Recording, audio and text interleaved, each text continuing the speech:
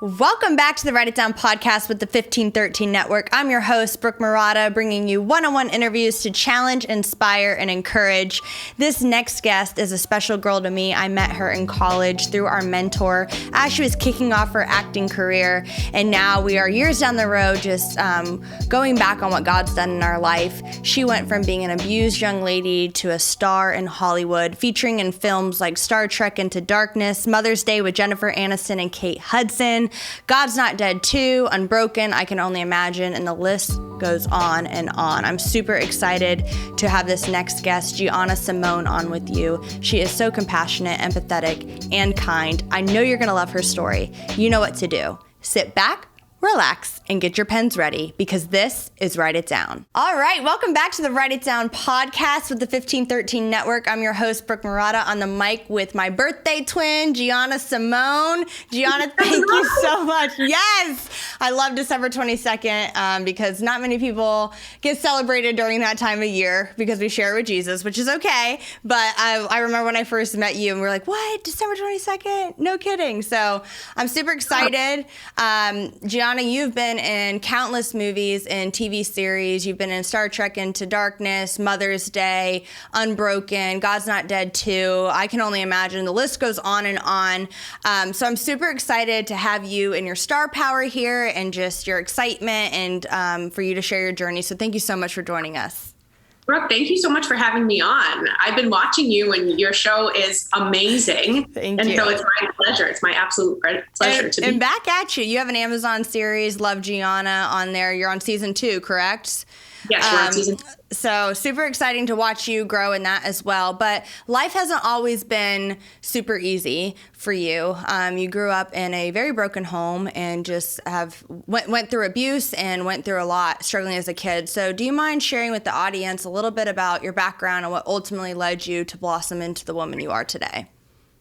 Yes. Thank you for asking. You know, it's funny. I never had any intention to ever, like when I got into modeling and acting, I did it because I loved it so much. And then as I grew and I did more interviews and more press, people were very, very interested in my story and the abuse that I endured and everything that I've overcome. And you know, I don't love talking about it because but I do because it's important and it helps people. And I'm learning as a human being that it's very important to talk about things that we overcome and the bad, not so glamorous side of life, because everybody has something that they've overcome or need to overcome or in the midst of overcoming. And so I share it to help people. I don't share it to badmouth anybody or to be a victim. I share it because it brings hope to people. And I have certain things that have. Oh, let me just. My emails are popping up. I don't want that to. Been there. Please hold. Yeah. Okay, I'm just quitting my emails. Okay. No, you're good. So I share because I want to be a voice of hope and encouragement for people. So with that said, I grew up in Boston, Massachusetts, and around 13 years old, I was taken out of my home because of physical abuse and a lot of violence that was going on. And I got arrested one night for fighting back because I was physically abused and neglected for pretty much my entire childhood. And around 13 years old, I got arrested and was taken to the local police station and put into a holding cell and called my dad. He didn't live at the house with us. And I was like, Dad, I need you to come bail me out. I'm in the holding cell at the police station. And he was like, okay, I'll come and get you. Yeah. So he bailed me out. I don't even remember how much it was. And I remember looking at him through the bars, and I was in like a jail cell and I was sitting in this chair and I was like, how did I even what am I doing? Where am I? How did I even get here? When I was just defending myself, and obviously they don't know the whole story and police have to act accordingly to the situation that they get called on. And so my dad bailed me out and I was like, Dad, hi. He's like, I'm going to get you, Geej. He calls me Geej. And I was like, okay, get me out of here. Yeah, like hang tight. Oh man. And so we stayed at a hotel that night because he's always been kind of like a gypsy soul. Like he's never really had one place where he's lived for a really long time, and he struggled in his life as well. And, wasn't necessarily able to take care of my brother and I. And so, but he did, and he tried, and I see that, and I see his heart, and I'm grateful for that. And I'm grateful for all the times that everybody in my life has tried and still tries. I think we all mess up. We all do things that we regret, that, we're sinners, right? Like that's why we need Jesus. And thank God we have a God filled with grace and mercy that we can go to, and we know about that. And so that's another reason why I share this story, and I don't like to point fingers at people, because I have a heart of forgiveness and understanding, and knowing that I'm not perfect, and God forgave me, and he calls us to forgive other people. So, but I still want to talk about the truth to help people. So anyway, so we're in this hotel, and after my dad bailed me out, and I remember, praying, and I don't even think I was a Christian. I grew up Catholic, but I remember praying for God to take my life because I didn't know what was going to happen. And I was in a position where we had to go to court the next day. And if they found me guilty, then I was going to go to juvie. And that's prison for kids. And I was like, am I going to survive there? A pretty white girl. I couldn't even attend Boston public schools because they hated me because I was a pretty white girl. So I had to get some girl, the side note, some girl, was bullying me, and then I fought back, and I was literally, my life was being threatened after we got into this altercation and physical fight. And all because of, I was actually the minority in Boston public schools. So I didn't know if that, and juvie would have been a million times worse than that. So I was like, God, I just don't want to live. I don't understand why I'm here. I'm really scared. Just please take my life. I'm happy to die in my sleep tonight. Please take my life. And it was because of fear, but he obviously didn't. And so thank God. Yeah. And so I went to court the next day, and I had already had what's called a chins taken out on me. My mom took a chins out on me, and it stands for child in need of service. And I had a probation officer, and this is kind of rewinding a little bit. And the probation officer, her name was Peggy, and she was like, Gianna, wait, hold on. You're getting straight A's in school. You are being abused and neglected at home. What's going on here? You don't do drugs. You're not this wild child that you're being treated as, and something's missing here. What's actually going on? What's the truth? And so, when I went to court the following day after the hotel getting arrested, then the hotel situation, then I went to court. And so Peggy was there, my probation officer, and she really liked me because she was dealing with gang members and kids committing violence. And that actually really needed a chins taken out on them. I needed my parent to stop abusing me and just to love me. And so, and she saw that, and it's just sad. The whole situation, when I think back on it, I'm like, wow, it's I want to talk about it, but I'm it is what it is, and it was what it was. Right. So when I got to court, my dad was there, and I think my mom was there too. And Peggy, I just remember Peggy standing up before the judge, my probation officer, and she was like, Judge, Gianna is one of the best kids that I've ever met. She's in a bad situation. She is acting this way because of the way she's been treated her whole entire life. She was defending herself. She's a great kid in a bad situation. And I was like, this is the first time in my life up to this point that somebody has defended me, that somebody has actually gone to bat and defended me. And I was like, so many emotions came over me at that point. I was like, thank you, God, for sending a protector in the form of this woman. Mm-hmm. And so even though she protected me, I kind of went from one hell to another. And so the judge said she's going to have to be taken out of her home because there is physical abuse going on, and we're going to have to put her into foster care.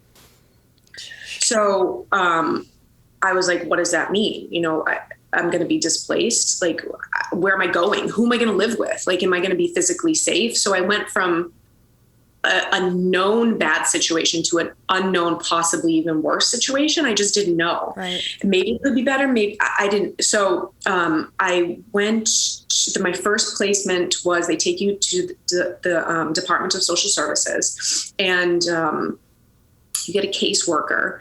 And then the caseworker places you with whoever has been approved by the state to take you in. Some of my cousins tried to take me in. Some of them just didn't even care and didn't even try. Because a lot of my friends are like, wait, where were your cousins? Where were your aunts and uncles? Like, where was the rest of your family? And so 2 cousins tried to take me in, but they actually had a record of being arrested when they were like 18. And then another one couldn't do it for another reason. And so I'm like, oh, great. So rather than putting me with somebody who I trust and who could probably take care of me, I'm going to have to go with strangers. Right. Because they don't have a record. Right. Yeah. And so the system, I understand why they do that, but the system is kind of messed up in that instance, because you have to really ask the child, would you be comfortable in this situation? Is this situation safe, or is this going to cause more damage being put into a home that with people you have no idea who you live with. Right. And so anyway, I jumped around from foster home to foster home, different placements. A friend in high school, her grandmother tried to take me in. And then I think her name was Mary. And I remember she wanted to adopt a child. She didn't want to adopt somebody that was in their teens.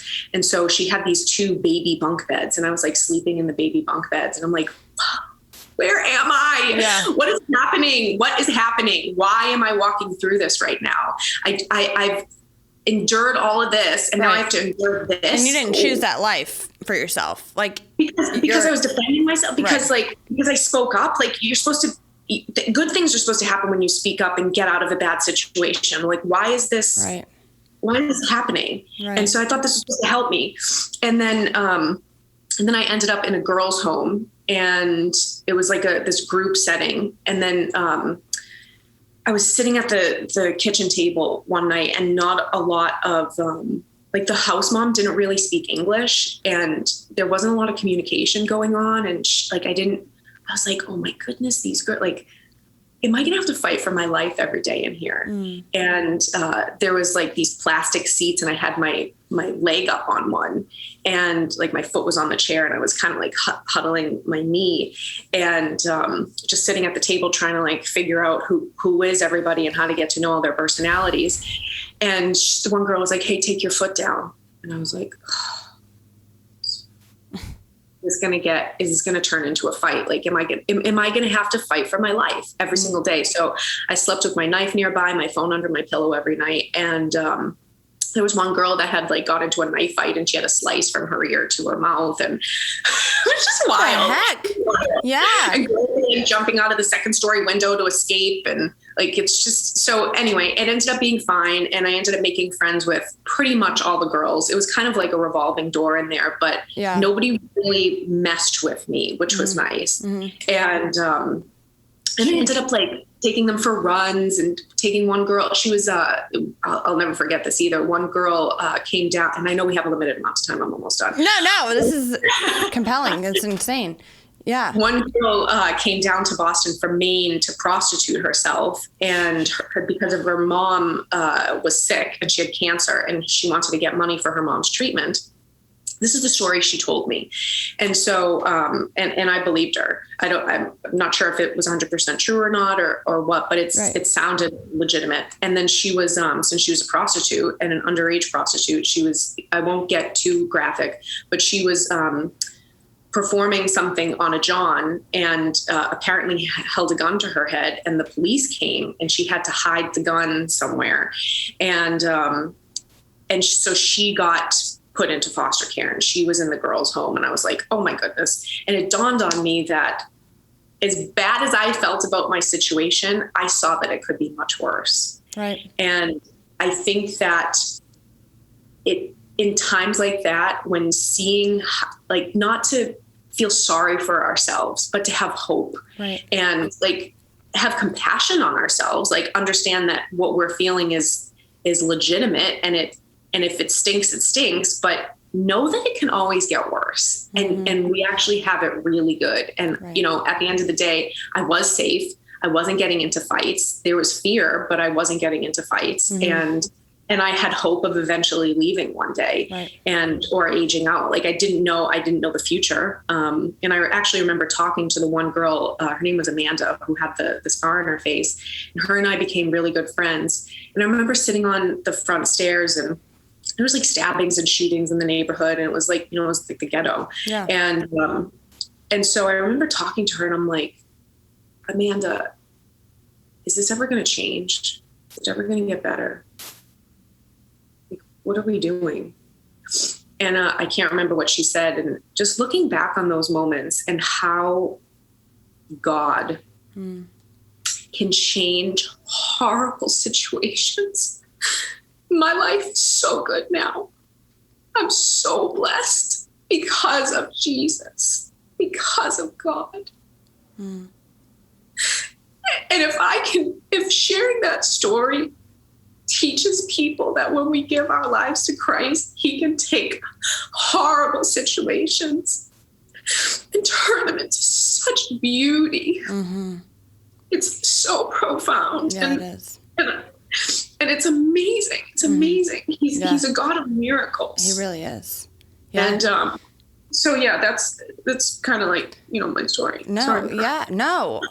I just love Jesus so much. I know you do.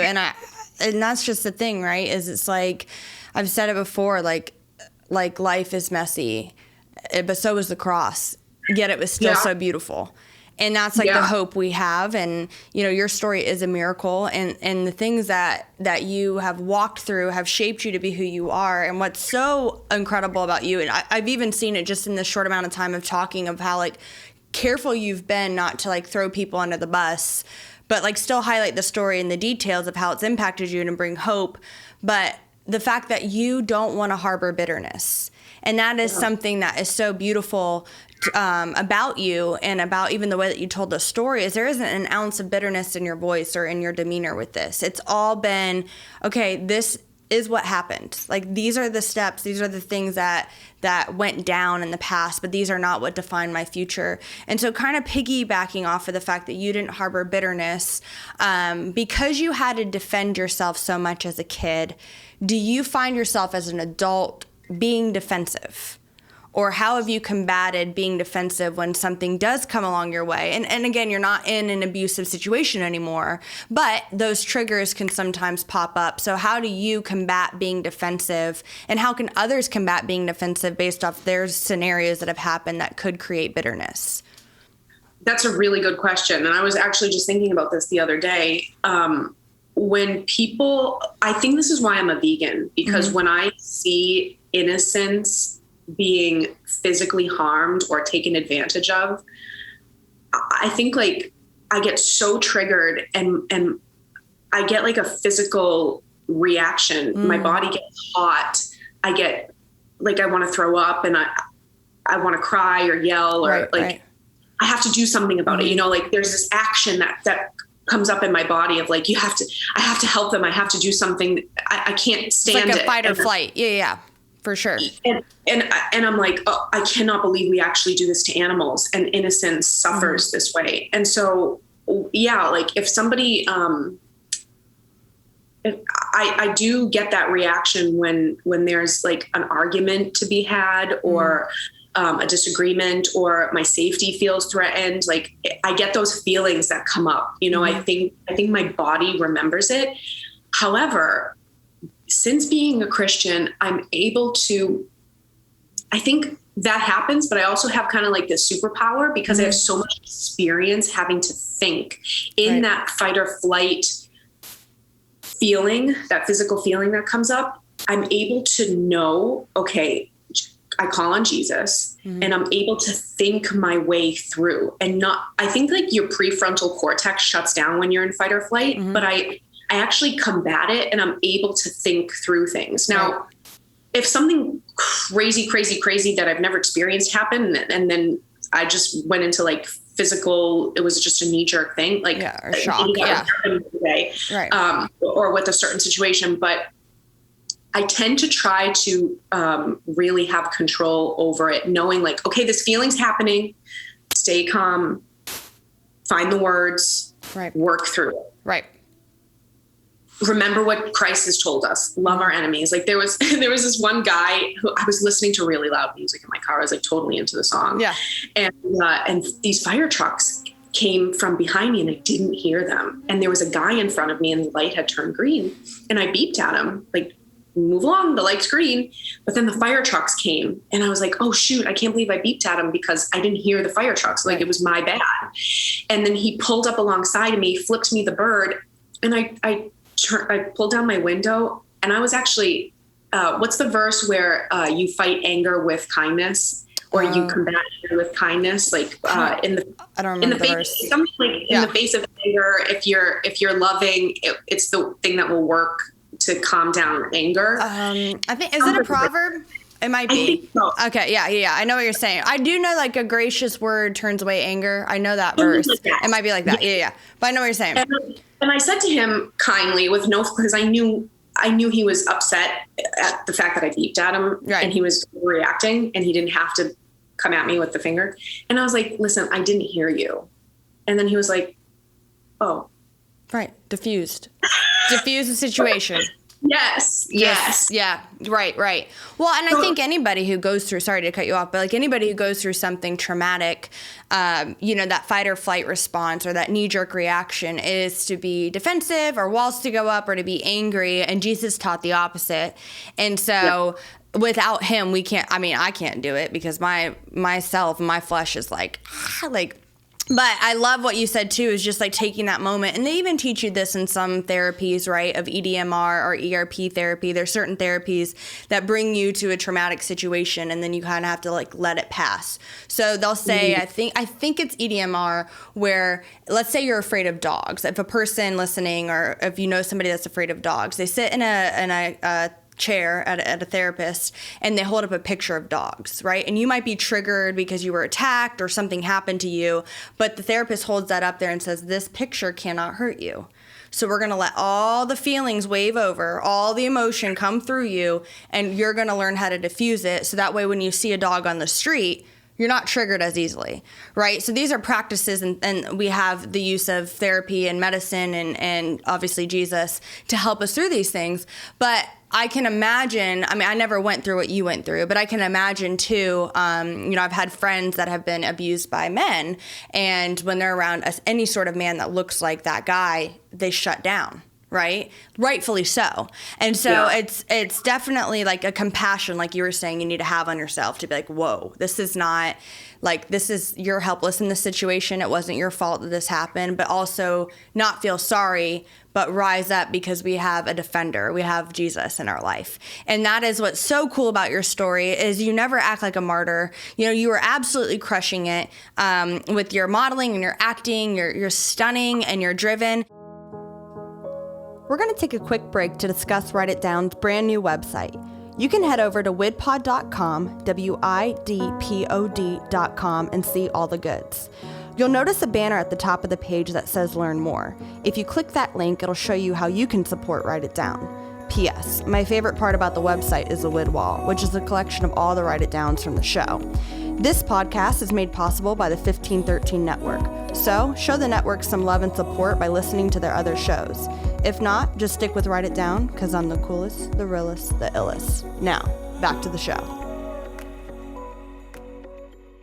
And so, Gianna, how do you go from foster care to landing a role in Star Trek to working alongside Kate Hudson and Jennifer Aniston in Mother's Day? Like, how does this happen? What was your first break? And what were some of the things along the way that you're like, only God could open that door for me?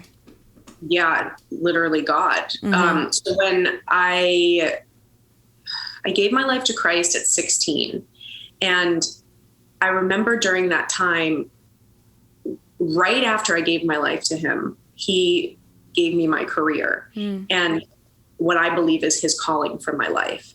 And that he used to give me purpose. And I just interviewed this, can I swear? Can I say A? Yeah. Okay. Yeah, you can say. Badass. No. Yeah, you're good. Yeah. That's hilarious. I've heard worse. I've heard worse on here. It's okay. Because you can't swear on my show. Like, I'll let the guests swear, but then we have to bleep them out. Yeah. No, you're okay. A safe place. Okay. Yeah. So I interviewed this guy, and he's super tough. Like, he's like this alpha dude. He was like a sniper and a Navy clearance diver, just like total masculine man, saving and protecting animals. And I'm like, yes, you need to be on my show. Right. And so he suffers from a lot of PTSD from being in the military and having to do what he did as a sniper and, whatnot. And so we talked about, PTSD and things that can help PTSD. And he said that following your purpose is finding purpose and then following it and going after that is one of the best and greatest tools for PTSD. Wow. And I totally agree with that. Yeah. Like, I had never heard that before. I just felt it.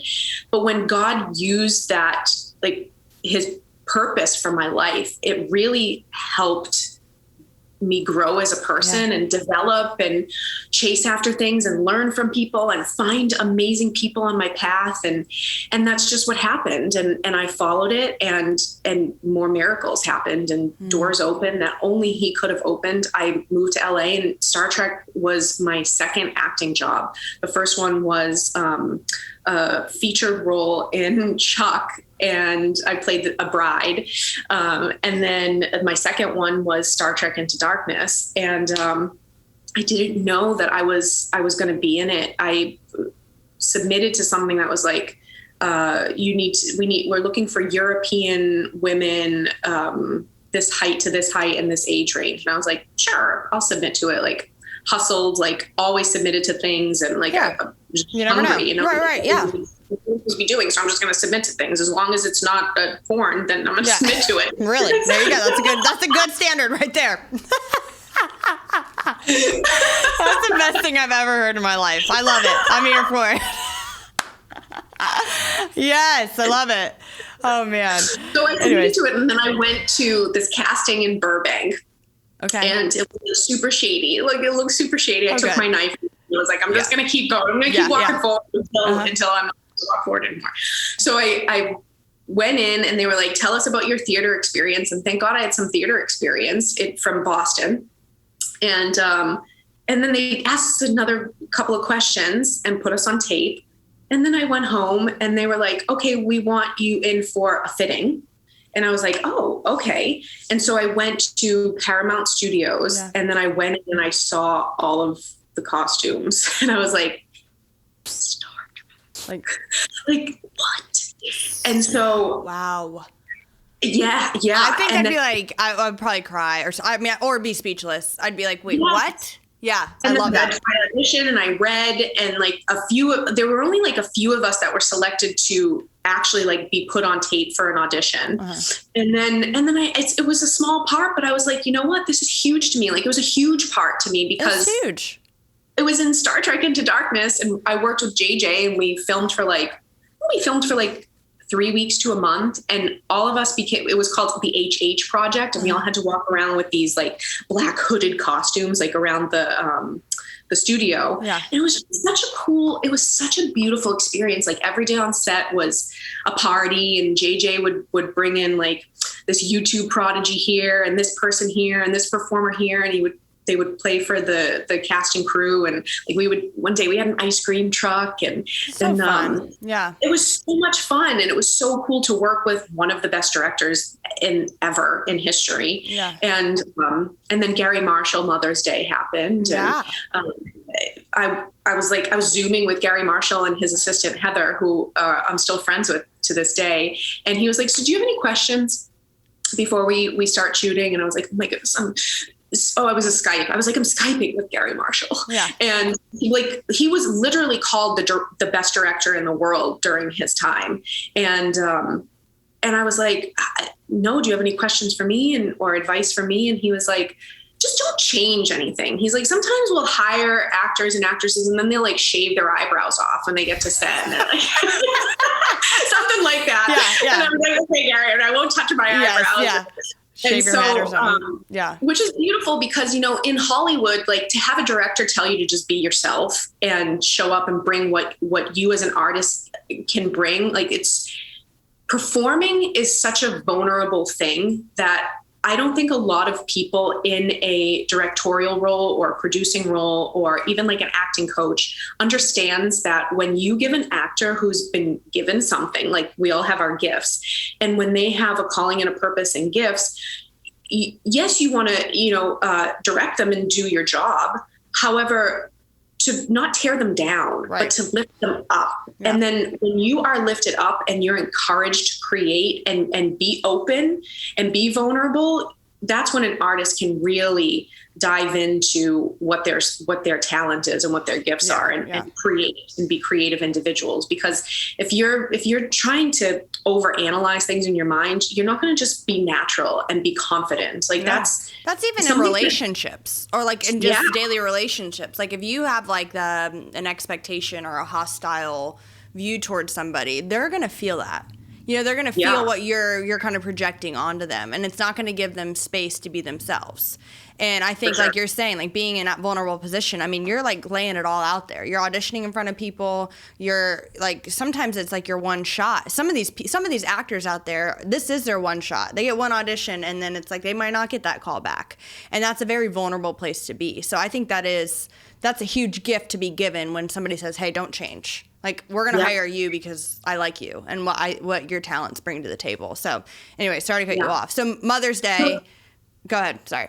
Yes. Mother's Day. And that was Gary Marshall's last film before he passed away. And what a gift. And I think it comes from obviously God and like when you fulfill your purpose, it's kind of like walking on water. Yeah. It's insane. Like, you have to trust. Yeah. You have, I don't know how this is going to work out, but that's not my job. The how is God's job. Keep putting one foot in front of the other. Like, I know where I want to go. I know the destination. I have to just keep. And then when decisions come into your life, you're like, okay, if I say yes or no to this decision or this opportunity, is that going to get me to the ultimate goal? Is that going to be supportive of this ultimate goal? And so, it's a faith journey. And I think God really knew what he was doing when he gave me this calling, is because it has brought me so close to him. Yeah. Because I'm in so much need of him. It's such a big calling and a big job that he has sent angels into my life. And he's sent humans that are like, angels that we call angels, even though angels are a different thing than humans. Yeah. But he sent people like that into my life that have changed my life for the better. And it's from him. It's ultimately for his glory and his good. And I'm so grateful. And Unbroken, I'll just talk about Unbroken for a few seconds. Please. So Angelina Jolie directed the first one. And I remember seeing the first one and being like, whoa, this is a true story. And for anybody who doesn't know about Louis Zamperini's story, he was I think he was a fighter pilot in World War II, and the plane crashed, and he survived the plane crash, literally a plane crashing into the ocean. He survived. He got caught up in like all the wires and stuff, and he got pulled down. He passed out, and then he woke up like however many feet under the water with a heavy metal plane dragging him down. And then he somehow got free, which was God, and then swam up to the surface after how many seconds or minutes passed out. And then there was a raft. He got into the raft with like 3 other people and survived 47 days in the middle of the Pacific with sharks, with people shooting at them, no food, no water for 47 days. And somehow this raft lasted. And then after those 47 days of all that torture and all that survival, and I think one person died, they then got taken into a Japanese prisoner of war camp, and where Louis Zamperini was brutally beaten because he was an Olympic runner. And this person called the Bird was just pure evil and choosing to be pure evil, and hated Louis because he was jealous of him. And he just really seeked Louis out and was brutal to him, brutal. And so in the second one that I was in, I play Louis Zamperini's sister, and he comes back home with a lot, speaking of PTSD, with a lot of PTSD. I'm sure. And depends on alcohol. And like a lot of people don't like, this is something I've learned in life too. We have needs as human beings. And especially when we go through traumatic situations where we're the innocent party, or even if you're not, you still go through a traumatic situation. So then you have a need to survive. How am I going to survive? How am I going to do this? And then so the world offers drugs. The world offers sexual promiscuity. The world offers alcohol. The world offers whatever, whatever easy, accessible thing is right in front of our face. We're like, oh, well, maybe that can help. Maybe that can help us meet our needs that we have. And, people are suffering. They need to check out and feel good. Like, we want to feel good. And so I think that I know there are more ways to meet needs, and Unbroken Paths to Redemption shows us that when we go to Jesus and when we invite Christ into our lives and we abide in him and do what he has told us to do, walk towards the things that he has told us to do, stay away from the things that he's told us to stay away from, we become a new creature. He renews our mind. We become new. We change. People absolutely can change. People absolutely can heal. 100%. Yeah. And that is exactly what happened to Louis. He didn't have any more nightmares after he gave his life to Christ. He went to a tent revival with, who's that famous pastor that was, he just passed away. Shoot. Lou, was it Lou? Wasn't there a... something like that. I know what you're saying. I feel like I've seen his son before. What was his name? No, not Billy Graham. It was like Lou. Was it Billy Graham? Oh. I was like, there's another guy out there that just passed away, I think. But anyways, Billy Graham. Yeah. So we went to a Billy Graham tent revival. Yeah. And got saved, and in Los Angeles. And it's just profound. It's profound how God can truly heal people. And I love that we're making movies about this stuff because it's so helpful. Like some people are like, let's take Jesus out of the classrooms and let's not talk about God, but that's the one thing we need. We need it. Yeah, we need it. And the more that you journey in your life with Christ, and kind of echoing what you said about purpose, right? It's the same thing like with a kid. If you I don't have kids, but my sister's a great mom and she's a great example, but she really calls forth what her kids are good at. So instead of harping on them for the things that they don't do, I mean, granted, they get disciplined and there's consequences for actions, but she does such a good job of being like, hey, you did a really good job today, like taking care of your brother. You did a really good job paying attention to detail with your sister. And those are calling out certain gifts and tendencies her kids already have. And so instead of like, hey, Gianna, you're broken, you're beaten, you're battered. No, I've called you into this like life, and you're beautiful and you're chosen, and these doors are opening for you, and you have a seat at the table, and it's reinforcing and like stirring up hope in who you really are, right? Because we are seated in heavenly places with him. And so when the world is telling you you're not, or your circumstances are telling you you're not, and then you turn to the quick fixes, because those fixes do help to an extent. Alcohol and drugs and sex does numb pain. That's why people keep going back to it. But it doesn't last, and it doesn't bring freedom. And so there's this level of this, another aspect of your story that's beautiful is that you were called into higher places. So, and that has just set the tone for the rest of your life and how you help others. Because instead of, religion says, don't do this, crap, I messed up, my dad's coming, to relationship, oh my gosh, I messed up, I need my dad, right? We've heard that before. And so that's the beauty of our walk with Jesus. And that's like something I was talking to my brother-in-law with, is like, if your, baby daughter, my niece, was downstairs and she made a mess in the kitchen and heard your footsteps, would she be scared, or would she be excited that you're coming down so you can help her with this mess? And it's true. And truly she would be excited because she's a daddy's girl. But it was just like a picture of like, that's how it should be, right? It should be this, hey, and that's where it comes a little more responsibility on Christians to be like, remember where you came from. remember the darkness that you were in. Remember the sadness that you were in, and then remember where he's taken you, right? Those remembrance stones, which is slight plug why we have Write It Down podcast, because when you write things down, you remember where you've been in life and where God has taken you. And that's what his people had to do. That's what his disciples had to do. And that's what we have to do. And I must say that your life is a living, breathing testimony of a miracle after a miracle. And I am just so honored that you came on. And before I get to you Write It Down, I have some rapid fire questions for you. Okay. One is, who is an A-list actor or actress that has caught you by surprise in a good or bad way?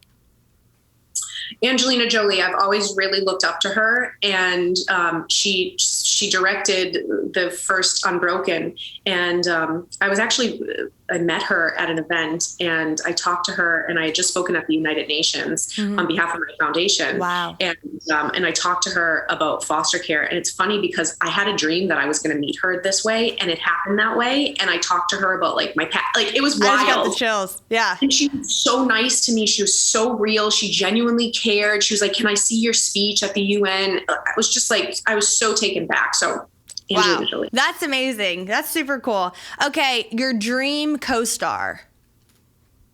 Angelina Jolie. Okay. I think that's a given. That's a given. I could see it. You know, I was just thinking I could see you guys on the red carpet together. But you just have to promise me I can come to the premiere. So that's all I have to say. Yeah, I'll work on it. All right, perfect. Favorite style of pasta? Penny, corkscrew, angel hair? Like, what is your go-to base pasta? I know you're vegan, but pasta's pasta. And you're Italian. For sure. Yeah. I'd say penne because it's like I can like stick it with a fork and it's like thick and it's like good mouthful. It's easy. I just had corkscrew the other night. Very hard to stab with a fork. Most coveted vacation spot. Where would you love to vacay? My favorite place on earth is my home. I love my home because my babies are here and I feel safe, and I love my home. I'm so grateful. Okay. But besides my home, my other favorite place on earth is Santorini, Greece. Oh, I want to go to Greece. Is it all that it's cracked up to be? Yes. Okay. Go to Santorini. Okay. It's amazing. Okay. It's amazing. I love it there. I'll write that down. Okay. Last one, which is funny because you kind of mentioned being in the car and listening to music, but your favorite song of all time that you could just listen to on repeat. That's a hard one, but if you could narrow it down. Can I look at the one that I've been listening to literally on repeat? Yes. It actually, like, I was like belting it out in the other day, and I was like crying and like having a moment. What is it called? Where is it? I have friends like that too. They're like, I know this song, I love it, I just don't know the name. I know all the words too. Yeah. Hold on, wait. I took a screenshot of it. No, you're good. Hold on. Take your time. It's supposed to be rapid fire. It's supposed to be here. It is. Promise Keeper. Huh? Promise Keeper by Hope Darst. Aww. That's sweet. Such a good song. Okay, I'll have to listen to that song. All right, Gianna Simone, we're at the point of the show where I ask each guest to give the audience something to write down. So, Gianna, what is your Write It Down? Okay, so I've thought a lot about this, Brooke. Okay, I'm excited. And I got this little card a while ago, and I have it in my closet, and sometimes I'll look at it and I'll keep having to remind myself of this. And I know this lesson, like God tells us about this. And it says, the greatest thing we'll ever learn is just to love and be loved in return.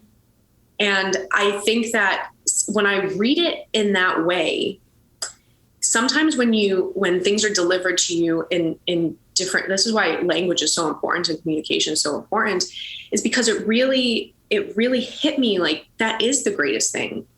God tells us to love him and to love others. And when we're in relationship with him, he just wants us to be loved. Yeah. And for us to understand that. And it's such a profound thing, but also very simple when it's delivered in ways that we understand it. Yeah. And so that was a way that I really understood it, that wow, the greatest thing we can do is to love God and love others and be loved in return. Oh, I love that. That's super sweet. Gianna Simone, thank you so much for joining the Write It Down podcast. It's been an absolute pleasure.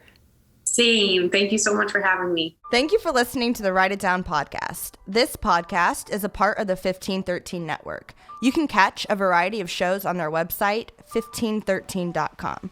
If you enjoy listening to Write It Down, please subscribe, share with your friends, and if there's any ink left in your pen, write a review. For more content, follow the fun on Instagram by following at WIDPOD. That spells WIDPod. It's super cool. Stands for Write It Down Podcast, but it's abbreviated to WIDPod. Anyways, thanks for listening, and we will catch you later.